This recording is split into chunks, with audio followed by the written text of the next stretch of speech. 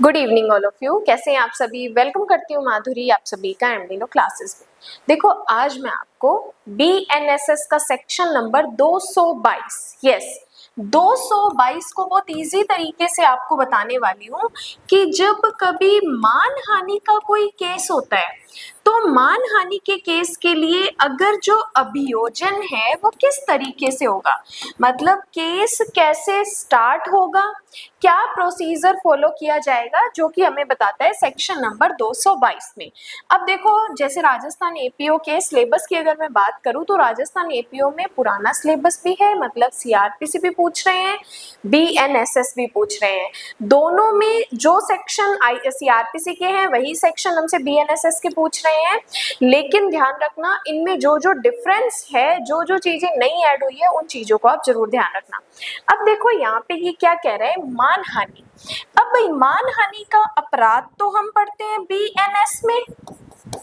अब उस अपराध के लिए प्रोसीजर कहाँ फॉलो हो रहा है? बीएनएसएस में हो रहा है। बीएनएस का सेक्शन 356 कहता है मानहानि करना, मतलब किसी की रेप्यूटेशन खराब करना, किसी की ख्याति खराब करना। अब देखो 356 में मानहानि के बारे में बताया, कुछ अपवाद भी बताए। अब ये कह रहे हैं जब मानहानि का केस होगा तो बीएनएसएस में क्या प्रोसीजर फॉलो किया जाएगा। और इवन एक इंटरेस्टिंग चीज ये है, अगर मानहानि का केस अगर राष्ट्रपति, उपराष्ट्रपति, राज्यपाल, पब्लिक सर्वेंट, संघ के सशस्त्र बल के सदस्यों पर किया जाता है, तब यहाँ पे क्या प्रोसीजर फॉलो किया जाएगा, कोर्ट कब कॉग्निजेंस लेगा, कब नहीं लेगा, ये चीजें हम डिस्कस करने वाले हैं। अब देखो टोटल 222 में आप ये समझो 6 सबसेक्शन दिए हुए हैं। 222 के अंदर टोटल 6 सबसेक्शन दिए। सबसेक्शन 1 कहता है जब बीएनएस के सेक्शन 356 का कोई केस होगा और कोर्ट को कॉग्निजेंस लेना है। कॉग्निजेंस का मतलब होता है कोर्ट को अपना जुडिशियल माइंड अप्लाई करना है, तो किस पर करेगा? तो ध्यान रखना, व्यथित व्यक्ति के लिखित परिवाद पर करेगा। किस पर करेगा? व्यथित व्यक्ति के लिखित परिवाद पर ही कोर्ट कॉग्निजेंस लेगा। कि मान लो मानहानि का केस आया, कोर्ट के अंदर आया, कोर्ट को अब कॉग्निजेंस लेना है, अपना जुडिशियल माइंड अप्लाई करना है, तो यहाँ पे कोर्ट जुडिशियल माइंड तभी अप्लाई करेगा कि जिसके साथ मानहानि हुई है वो आकर परिवाद पेश कर दे। अब यहाँ पे एक इंटरेस्टिंग चीज ये कि मान लो जिसको परिवाद करना है, मान लो जिसको परिवाद करना है वो तो बालक है, माइनर है, पागल है, या फिर ऐसी महिला है जो लोगों के सामने नहीं आ सकती। तो इस सिचुएशन में क्या होगा? तो इन्होंने कहा कोई अदर पर्सन भी परिवाद कर सकता है, बट यहाँ पे कोर्ट की परमिशन लेनी पड़ेगी। क्या करना होगा?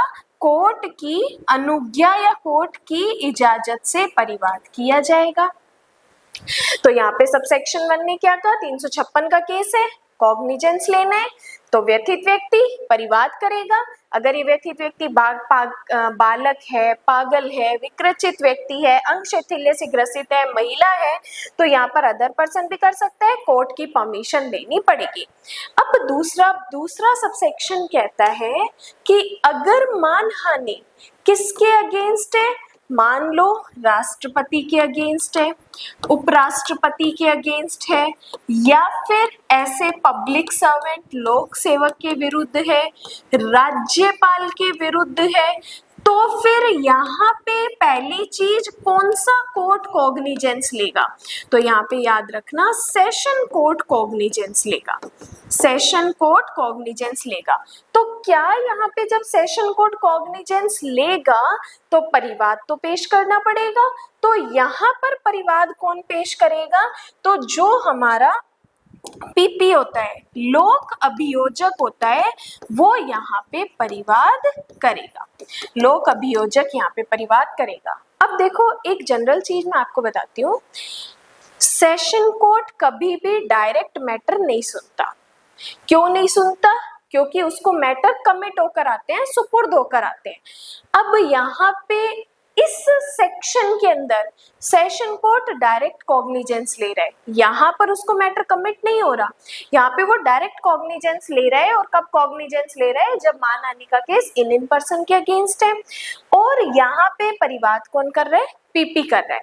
अब यहाँ पे देखो इसका सबसेक्शन 3 कहते हैं कि जब आप परिवाद करते हो तो परिवाद में सभी चीजें डिटेल में लिखी होनी चाहिए, सभी फैक्ट लिखे होने चाहिए, ताकि सामने वाले व्यक्ति को पता चल सके कि यस, जो परिवाद मेरे अगेंस्ट किया जा रहा है उसमें क्या क्या कंटेंट्स है, क्यों किया जा रहा है। अब एक और इंटरेस्टिंग चीज सबसेक्शन 4 कहते हैं कि जब भी पीपी कभी ऐसा परिवाद पेश करेगा जिसमें मानहानि का केस राष्ट्रपति, उपराष्ट्रपति, गवर्नर, लोक सर्वेंट के अगेंस्ट है, तो यहाँ पे पीपी भी डायरेक्ट परिवाद नहीं कर सकता। पीपी को परिवाद करने से पहले सेंट्रल गवर्नमेंट या स्टेट गवर्नमेंट की परमिशन लेनी पड़ेगी। क्या कहा? सेंट्रल गवर्नमेंट या स्टेट गवर्नमेंट की परमिशन लेनी पड़ेगी। फिर एक इंटरेस्टिंग चीज आती है कि मान लो कोर्ट को कॉग्निजेंस लेना है मानहानि के केस में, तो टाइम पीरियड क्या है? तो यहाँ पे जिस दिन परिवाद हुआ, जिस दिन अपराध हुआ उस दिन से 6 माह के भीतर क्या करना पड़ेगा? पब्लिक सर्वेंट लोक अभियोजक को परिवाद करना पड़ेगा। देन उसके बाद कोर्ट कॉग्निजेंस लेगा। और बाकी बचा हमारा सबसेक्शन 6, इसको हम नहीं पढ़ते, इसको आप छोड़ भी सकते हो। तो देखो 222 में कैसे कैसे चीजों को याद रखना है। अब मैंने आप एक लेक्चर बनाया है कि सेक्शन कैसे पढ़े, बेयर एक्ट कैसे याद करें। तो उस अकॉर्डिंग अगर मैं आपको चीजों को समझाऊं तो मैंने आपको कहा था कि 3 तरीके से चीजों को पढ़ना है। पहला कंसेप्ट, दूसरा की पॉइंट और तीसरा लैंग्वेज। अब की पॉइंट जनरली उन चीजों में आप याद करो जिसमें पर्टिकुलर उस अपराध के लिए कोई 3 या 4 लाइनें लिखी हुई है जिनसे अपराध बन रहा है। अब यहाँ तो प्रोसीजर दिया है, तो यहाँ पर हमें क्या निकालने हैं? हर एक सबसेक्शन की जिस्ट निकालनी है। अब मैं जैसे जैसे आपको याद करवा रही हूँ वैसे वैसे चीजों को सुनना। 222 कहते हैं मानहानि के लिए अभियोजन। अब मानहानि तो एक अपराध है, बीएनएस में पढ़ते हैं, 356 में पढ़ते हैं। अब जब मानहानि का कोई केस होता है तो भाई केस में एफआईआर नहीं होती, केस में इस्तेगासा होता है, जिसे अपने बेयर एक्ट की लैंग्वेज में परिवाद बोलते हैं, प्रैक्टिकली इस्तेगासा बोलते हैं। अब परिवाद करेगा कौन? तो जिसके साथ मानहानि हुई है वो परिवाद करेगा। जिसके साथ मानहानि हुई है, जिसके साथ अपराध होता है, उसे अपने कहते हैं व्यथित व्यक्ति। व्यथित व्यक्ति परिवाद करेगा। अब मान लो व्यथित व्यक्ति तो माइनर है, आ ही नहीं सकता, बीमार है, महिला है जो लोगों के सामने नहीं आती, तो उस सिचुएशन में अदर पर्सन भी परिवाद कर सकता है, बट कोर्ट की परमिशन लेनी पड़ेगी। लेकिन अब मान लो पहले सबसेक्शन 1 ने तो कहा अगर मानहानि किसी प्राइवेट पर्सन के अगेंस्ट हो रही है। सबसेक्शन 2 कहता है मानहानि का केस अगर आप राष्ट्रपति के अगेंस्ट कर रहे हो, उपराष्ट्रपति, वाइस प्रेसिडेंट, पब्लिक सर्वेंट, लोक सेवक, गवर्नर, राज्यपाल के विरुद्ध कर रहे हो, तो यहाँ पे पहली बात केस कौन सुनेगा? सेशन कोर्ट सुनेगा। कैसे सुनेगा? जब पीपी परिवाद पेश करेगा। अब पीपी भी तो डायरेक्ट परिवाद नहीं करेगा। क्यों नहीं करेगा? भाई राष्ट्रपति, उपराष्ट्रपति, गवर्नर का मामला है, तो किससे सहमति लेनी पड़ेगी? सेंटर का मैटर है तो सेंट्रल गवर्नमेंट से, स्टेट का मैटर है तो स्टेट गवर्नमेंट से। और अब यहाँ पे कोर्ट को कॉग्निजेंस लेना है, तो भाई 6 महीने के अंदर कोर्ट को कॉग्निजेंस लेना पड़ेगा और 6 महीने के अंदर ही आपको परिवाद पेश करना पड़ेगा। जिस दिन अपराध हुआ उस दिन की तारीख से 6 महीने के अंदर परिवाद पेश करना पड़ेगा। अब बताओ कि क्या सेक्शन को याद करना हार्ड है? बिल्कुल भी हार्ड नहीं है, बट अगर आप चीजों को समझ लोगे, समझने के बाद एक के बाद दूसरी चीज कनेक्ट होके निकल रही है, तो फिर इस तरीके से चीजों को आप याद कर सकते हैं। ऐसे ही कोई अदर और सेक्शन है जो आपको नहीं समझ आ रहा, उसके लिए आप मुझे कमेंट कर सकते हैं। बट एक बार देखो, लेक्चर देखना जरूरी है। सिर्फ 1 या 2 मिनट आप क्लास चलाते हो और उसके बाद बंद कर देते हो, फिर चीज कैसे समझ आएगी? कम से कम आपको ब्लाइंड ट्रस्ट करना पड़ेगा। एक बार जो 10 मिनट हम आपके ले रहे हैं, उस 10 मिनट में आपको रुकना पड़ेगा। अगर 10 मिनट देखने के बाद चीजें समझ नहीं आ रही, देन आप चीजों को स्किप करो, है ना। तो पहले आपको चीजों को कंप्लीट देखना होता है, देन उसके बाद अपना डिसीजन करना होता है कि समझ आ रहा है या नहीं आ रहा है। इसी के साथ आप घर बैठ के कम रुपीस में, थोड़े रुपए में क्लासेस करना चाहते हो तो यूट्यूब पे 59 की मेंबरशिप ज्वाइन कर सकते हो।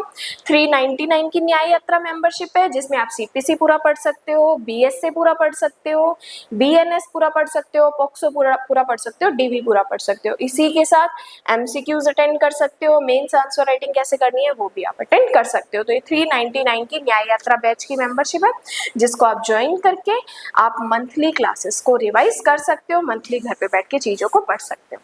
बाकी आज के लिए धन्यवाद एंड जय हिंद।